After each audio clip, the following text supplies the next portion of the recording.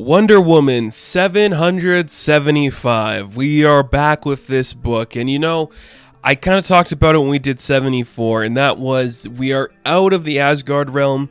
We're moving back to Olympus, and it still has like that side quest feel where we're doing like the small mission in like a campaign, It's got that vibe, which makes sense because as we'll see later in Infinite Frontier, everyone's kind of like, where's Diana? How come Wonder Woman's not in this modern world? Because she's dead off doing her thing. And this issue is okay. I think of all the current stuff going on in Wonder Woman, this issue was kind of my least favorite just because I think I get it now.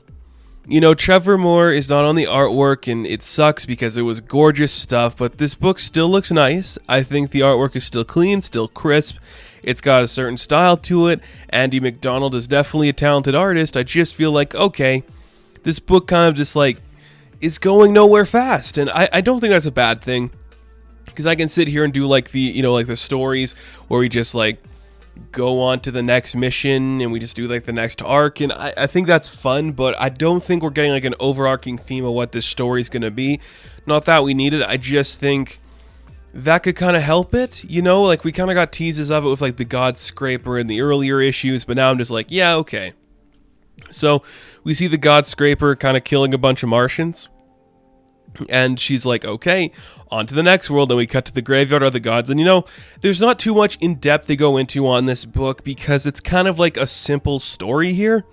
We don't explain that much about the graveyard of the gods. Her and Boston and Radtusk just kind of like walk around. They open up a bunch of like tombstones and they see all these things. And basically it's like, there's nobody here. What are we really looking for? We see the man who makes the tombstones. He's carving a name into one. He's like, oh, Diana, I've been waiting for you. And we don't really say like what mythology it's from, but he's got like this sewn up eyes. So I'm going to assume it's Greek in some capacity because Greek gods happen to be like the highest pantheon in this universe and probably the real world. Like, the Greek gods are the most well known. Well, you could argue Norse gods now because of Marvel and Thor and stuff, but you know what I mean. So they're just walking around and they see like this big tomb. They're about to go inside when the Keeper of the Ground shows up. That's the big bird in the hat, and this is just a great design. I love the big bird, like the skull bird with the stupid hat and the lantern on a stick. This shit looks dope. And basically, it's simple. Like the rest of the book is very simple. Like, you could say this issue is kind of like filler, but I don't know about that. It's just kind of like, I guess we kind of like want to build up a bigger story showing more stuff in like the death realm. That idea of just like being dead. And now we know who the characters are, like the Keeper of the Grounds, the man who builds the tombstones.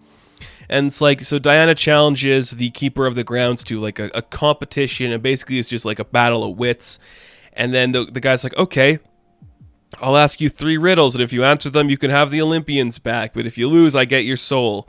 And that's kind of the rest of the book. So he asks the riddles, Diana answers them all correctly, then she asks the riddle to him. He doesn't get it right, so the competition goes to Diana's favor, and the Olympians are able to come back to their realm. But of course, one has to stay behind because in with everything involving death, there has to be like the sacrifice that stays behind. So one god has to remain, and they choose the god Chaos. So Chaos will remain dead.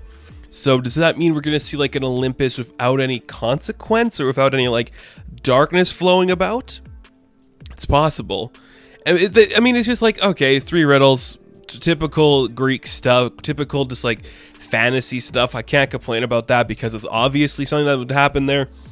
So everyone starts to walk away. Boston's like, I gotta go on my own shit now, Diana. I think you'll be okay to figure the rest out for yourself, but I'm gonna, rustle a few trees and see what drops. And we see that the man who was building the tombstone says, like, Diana, I got yours ready for you when the time comes. I have no doubt we will cross paths again. I'm just thinking like, yeah, we're setting up this guy to do something related to Diana's future later. We cut back to Olympus. All the gods are back. They're like, why is Janus here? He's a Roman god. They're being stupid gods. And we realize that the God Scraper is gone. And Diana's like, you gotta leave him. And Hermes is like, yeah, this all works. Like, I believe all of it. This all sounds about right. And I kind of like this because it's not portraying like the Greek gods as genuinely good people. They're just kind of like, we're a bunch of buffoons who are just stumbling their way through everything that's happening. And this is where we are. So Diana kind of like sits down, tries to talk to them, just trying to figure out her next step. And it's okay. Like, it's filler, but I understand we needed it. I still think the Asgard stuff with Valhalla and Thor and all that, it's better. It's just better for this book, and it was just more interesting. And maybe it's just because I'm like, we've got so inundated with like Greek mythology and stuff, and I'm interested to see a different portrayal of Asgard and Thor that's not related to the Marvel cosmic universe.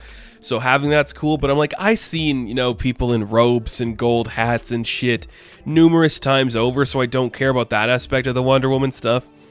But she's gonna go take down the God Scraper.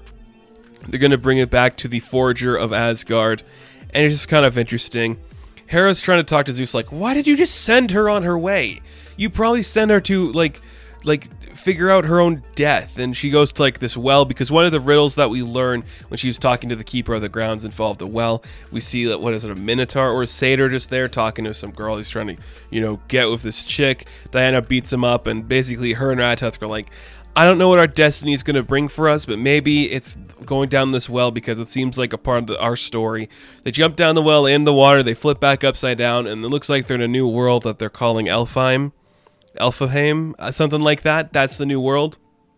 And I'm thinking to myself, okay, maybe we're going to get something a little more interesting happening now. I think that's kind of cool. And we see it as Diana, like, emerges in there, something that they're doing a really cool, I like this a lot. Every place she goes to, she's getting a new costume. So the Asgardian one looked amazing. I want that figure, Todd McFarlane, make it. The Greek one, just robes and shit. You get it. And she comes to this new Affelheim place. I don't think it's Affelheim, but Elfhaven, something like that. She's got like the antler tiara, and looks like she's gonna be wearing a little more like a silky dress, and it's very cool. I like that stuff a lot. So this book, again, it's not that. It doesn't try as hard as you might expect it to, considering like the last couple of books, but it's a simple story. Again, it's sticking in theme with like the side quest theme. It's just like, here we go, we have to like fight this bird dude with some riddles, then we get the Olympians back and they send us on our way, and we got a new magic lasso. Everything's coming up Diana, and it's fun stuff. I don't want to talk too negatively about the artwork. I think it's just hard comparing it to the last arc, because that artwork was so gorgeous and the colors were so vibrant. This book just hasn't reached that level yet, and maybe when we get a complete story, it can achieve that. But I'm just thinking to myself, there's something missing from this book, and I can't pinpoint what it is, but it might be the artwork. It's just not up to that level. I don't know. It could be the faces on the characters, because they just look so different and they don't have that specialty to them. But it's an alright book. I still recommend reading this series because there is some interesting stuff here, especially if you just want like a Diana-focused story, because it's just her like going around to all the other gods doing weird shit. That works for me. That works for the character, and it's fun, and I'm very excited to see what the next issue is going to bring, because we're moving away from the Olympians. I don't need to see them. We've seen them enough. Let's get on to the next story and see what comes about. So Wonder Woman issue 775, I am going to give a 6 out of 10. Now, thank you guys for watching this review. Be sure to like and subscribe to the channel. As always, you can check me out on Instagram, Patreon, Twitter, all that good stuff, and I'll catch you in the next one. Have fun, stay safe, good luck.